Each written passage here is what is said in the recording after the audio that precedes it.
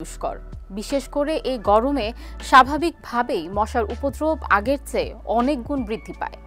এর ফলে malaria, filaria, chikungunya, Zika virus ও পিত জ্বরের মতো মশাবাহিত নানা রোগে মৃত্যুও ঘটছে অনেক মানুষের। আবার মশা তাড়াতে স্প্রে, কয়েল, অ্যারোসোল ব্যবহার করাটা স্বাস্থ্যের জন্য অতিমাত্রায় ঝুঁকিপূর্ণ। গবেষণা বলছে, কয়েল জ্বালিয়ে রাখলে সেই ধোঁয়া সরাসরি মানবদেহে শোষিত হয়ে হার্ট, ফুসফুস এবং শ্বাসনালীকে ক্ষতিগ্রস্ত করে। এজন্য মশা তাড়াতে প্রাকৃতিক উপায় অবলম্বন করাটাই শ্রেয়। আজ জেনে নেওয়া যাক মশা তাড়ানোর প্রাকৃতিক কিছু উপায় সম্পর্কে। মশা তাড়াতে আপনি লেবু ও লবঙ্গের উপর আস্থা রাখতে পারেন। একটি লেবু আধা আধি কেটে নিয়ে তার ভেতরের অংশে কয়েকটি লবঙ্গ গেঁথে রাখুন। এভাবে লেবু ও লবঙ্গগুলো একটি থালায় নিয়ে ঘরের এক কোণে রেখে দিন। দেখবেন নিমিষেই ঘর থেকে মশা দূর হয়ে গেছে।